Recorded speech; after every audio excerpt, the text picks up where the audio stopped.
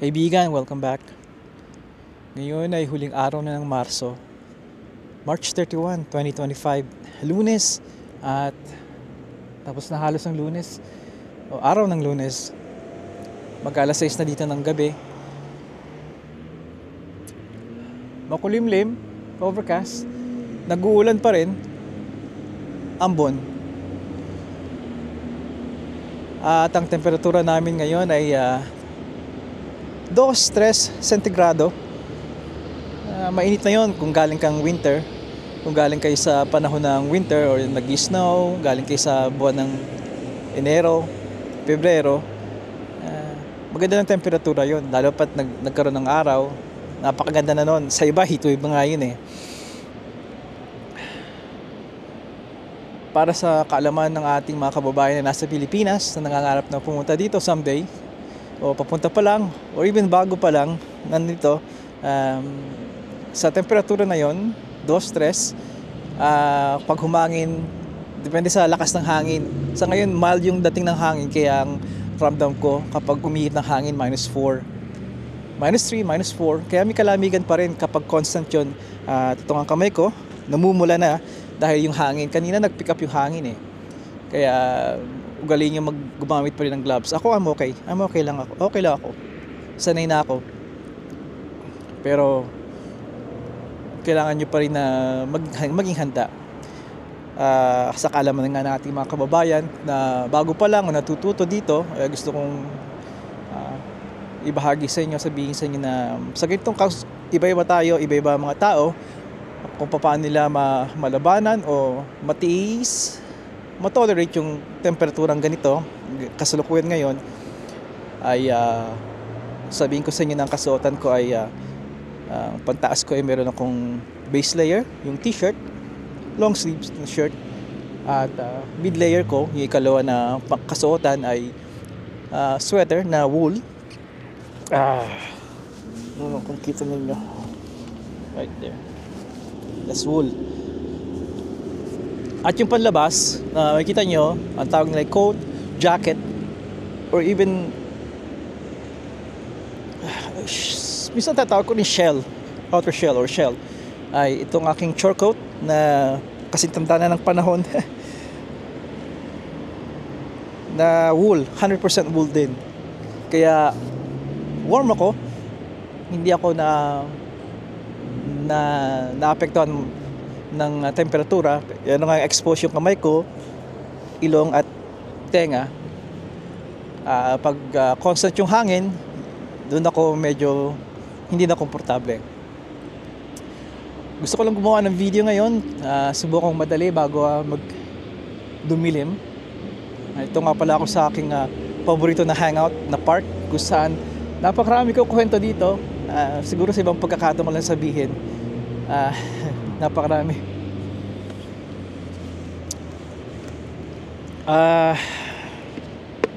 Ano ba? Another impromptu. Mike. Hari-hari.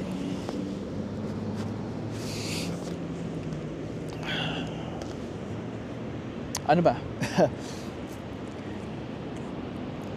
Okay, umpisa natin yung kinain ko kanina.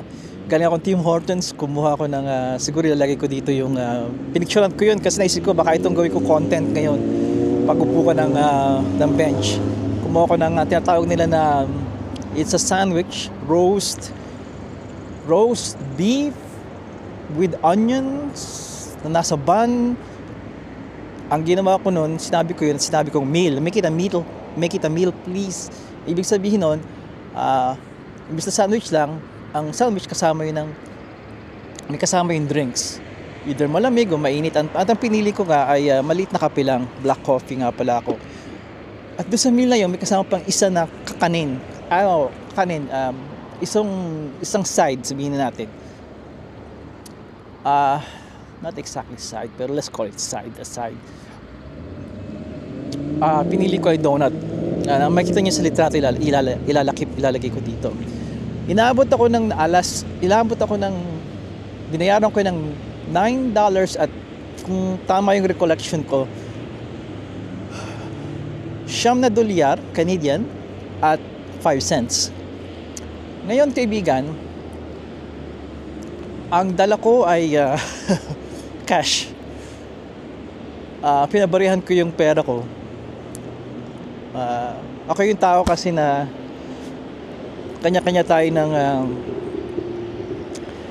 kanya-kanya dito ng paniniwala kung paano, kung lalabas ka, anong dala mo, cash or card. At mataas na porsyento ng mga tao dito, card ang kanilang ginagamit. Excuse me, mapa-credit card man ito or debit card, anumang uri ng card. May iba wala ako nun yung naka-link sa kanilang telepono. Pag naka-link sa kanilang telepono, ipapakita lang or scan lang yata yon, tapos automatic na yan. Naisip ko yung gawin, pero hanggang isip lang muna. Siguro sa dako pa roon magagawa ko yun, pero masaya ako yung tao nagdadala lagi ng cash. Sinauna akong tao at naniniwala pa rin ako sa cash. May cash ako sa bulsa lagi. Isa pa ang gusto kong gawing content nga pala, na gumawa ako noon pero hindi ako naging masaya, hindi ko na rin in-upload. Sabi ko dadagdagan ko to at hindi na nangyari yon. Yun yung pagdadala ko, naniniwala ako na kailangan mo magdala ng cash sa iyong sakyan. Talagang cash, hindi barya. Ang pangalimot, ilang daang dolyar. Marami kaming sakyan at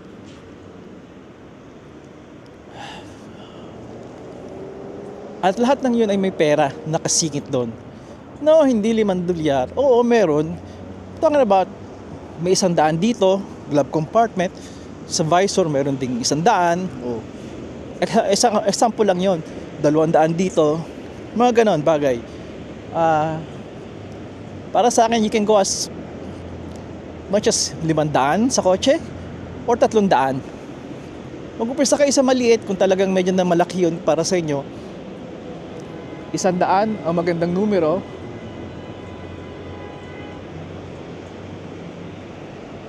100 ang magandang numero. Umpisa kayo, 20 muna, ganon. Bakit kaibigan?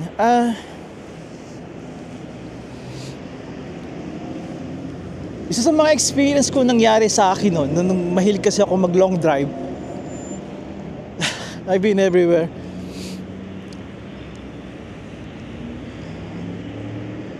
May gamit akong card na hindi nag-work. At nandun ako sa gas station kasi naubusan ako ng gas, nag-full tank na ako. May iba kasi dito na gasolinahan na pwede kang magbayad muna, mag-gas muna bago ka magbayad. At meron naman na hindi ka i-allow na mag-gas, kailangan muna magbayad. Diba? Yung hangin. Pumipick up na.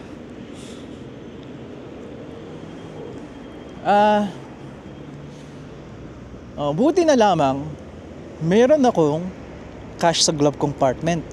At yun ang ginamit kong pambayad sa loob. Nalala ko pa nung sabi ko. Nalala ko pa yung sabi ko nung sandali ha. Hello? Take care. See you.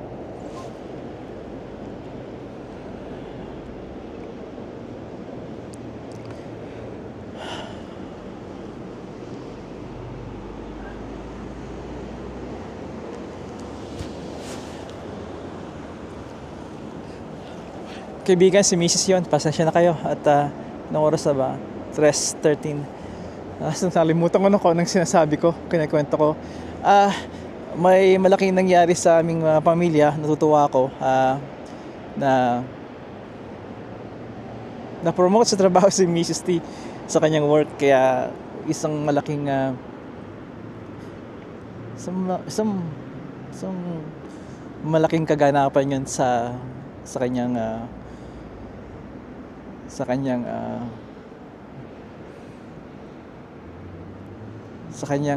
career.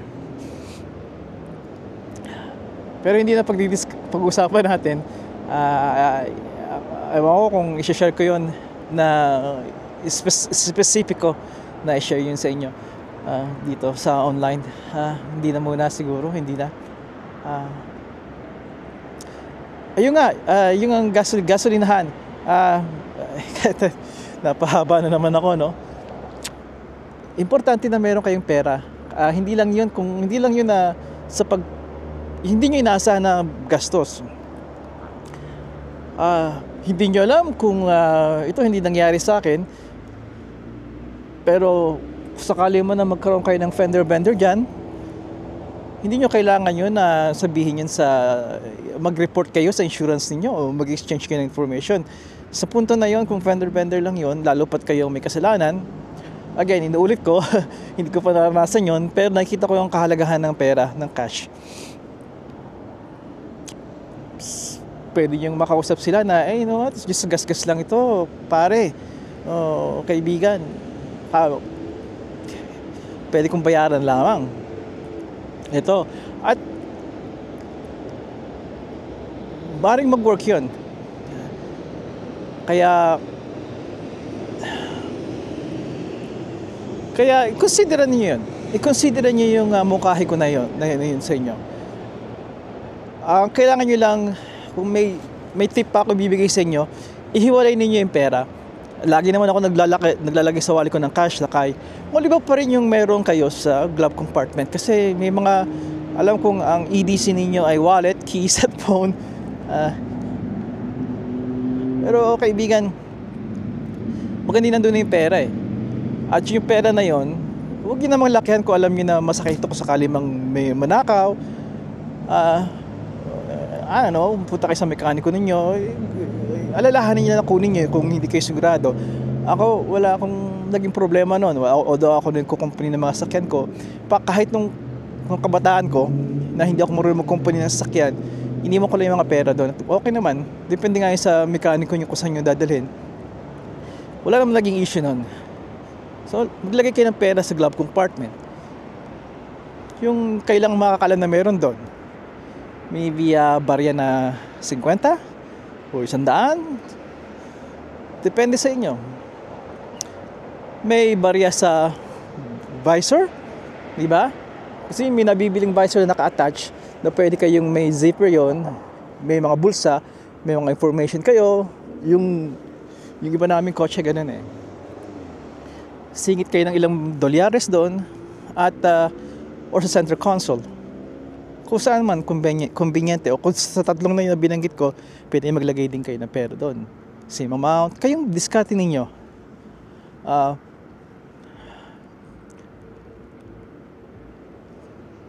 Yun lang gusto kong ibahagi sa inyo. Tagal ko na yung gustong gawin eh, pero wala. Hindi ako yung tao na nagpaplano lagi. At kapag nagplano ako, lalong tumatagal. Kaya might as well, sabihin ko lang sa inyo agad. Nga pala, ito ay para sa mga butihin ko mga kaibigan sa Pilipinas na maybe nagtataka kung magkano. Alam niyo na ang dolyares sa US. Wala akong may papakita sa inyo ngayon dito dahil nasa parke ako. Pero dahil nagpabarya ako ng 100 doon sa Tim Hortons, tumatanggap naman sila ng cash na 100. Bumili nga ako nito, meal, yung ang sandwich, isang donut at saka ito, $9.05 kung natatandaan ko. Ay nung binigyan ako nung sukli, ito binigay sa akin. Yung dexterity ng kamay ko medyo naninigas na kasi maaaring hindi niyo napipick up dahil itong aking microphone ay may pangontra sa hangin, pero constant yung hangin dito kaya dahan-dahan ang bumababa yung temperatura ng katawan ko.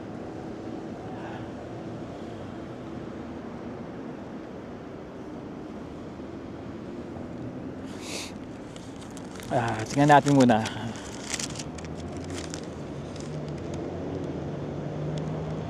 $9.03. So ni-round na lang nila yon kaya 905 ang sabi nila. No, 905 talaga kasi yung 905. Yeah, ito siya.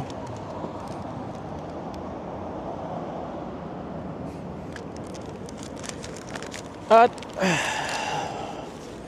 ito yung pera. Ito yung 50 nila, kaibigan ko, nagwa-wonder kayo. Ito yung kanilang salapi, 50. 50 dolyar to, Canadian. Ito yung likod. Ito naman yung kanilang 20. May larawan ni Queen Elizabeth.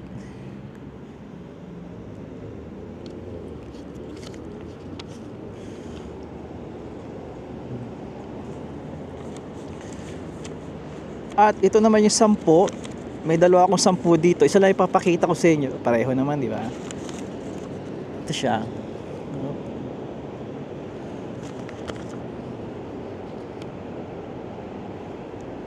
Yan siya. Yan yung 10 nila.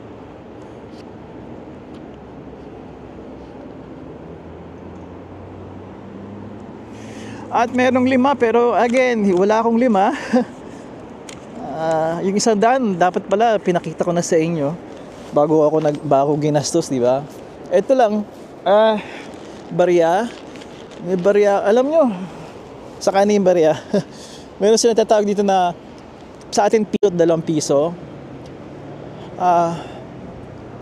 Ang $1 nila dito na yung barya ay, yung coin ay loonie.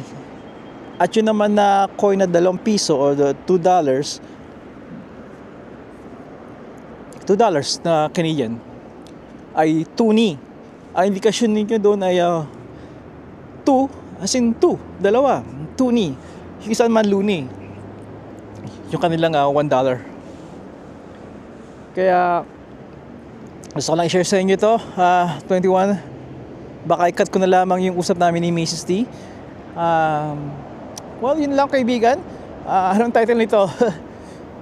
Magdala kayo ng cash. Ugali nyo magdala ng cash. Mumungkahi kung magdala kayo ng cash. Maglagay kayo ng cash sa inyong loob ng kotse ninyo. I think magandang idea yun. And sabi ko nga, maraming magsasang-ayon sa akin nun.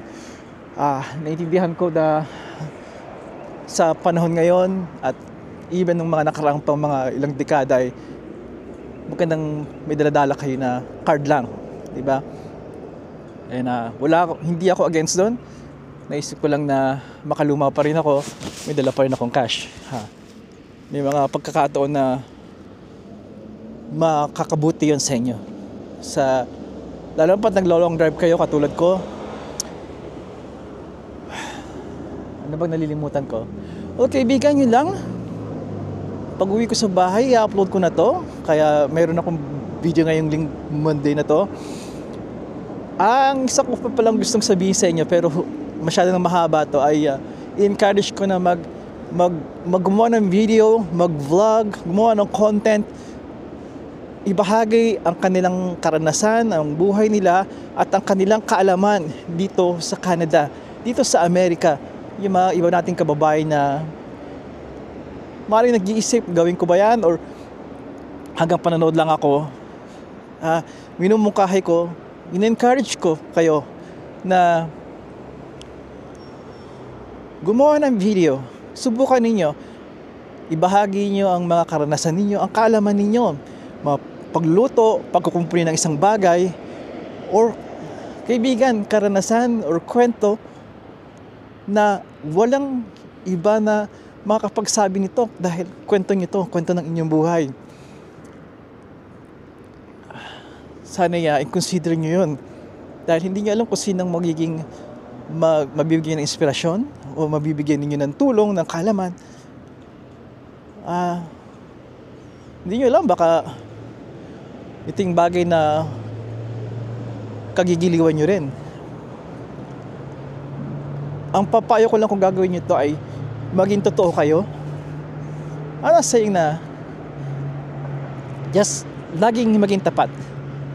May mga bagay na huwag i-share, lalo at personal ito. At kung hindi kayo sigurado, hindi nyo kagad kailangan gawin. Kung gumawa kayo ng video, huwag nyo munang i-public. May mga option nyo na i-private nyo muna. At panoorin nyo after few days, tingnan nyo, doon nyo malalaman after few days na, buti hindi ko pinablish to. Ayoko pala itong i-share. Or, you know what? Okay lang ito. I-share ko ito. At yun nga, kailangan maging totoo lang. Kailangan maging tapat. After all, buhay niyo to, at ito yung mga hahanapin ng inyong mga, ito yung mga bagay na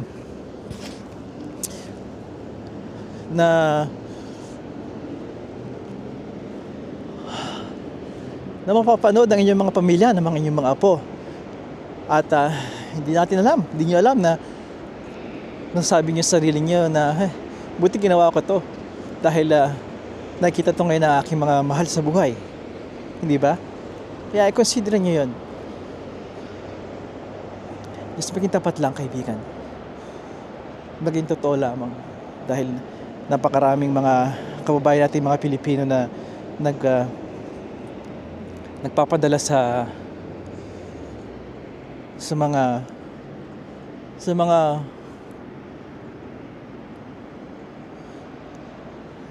pera, sa paghahabol ng maging sikat. Wag lang malihis yung landas ninyo, yung inyong intention talagang tunay na maging totoo. Yun lang ang aking may papayo sa inyo. Okay, kaibigan, hanggang dito na lang muna, at magkikita muli tayo. Hanggang sa muli, kaibigan. Nagba-drop na yung temperature ko dito. Walang, yung hangin walang tigil eh. Kaya hanggang sa muli, kaibigan, padayon.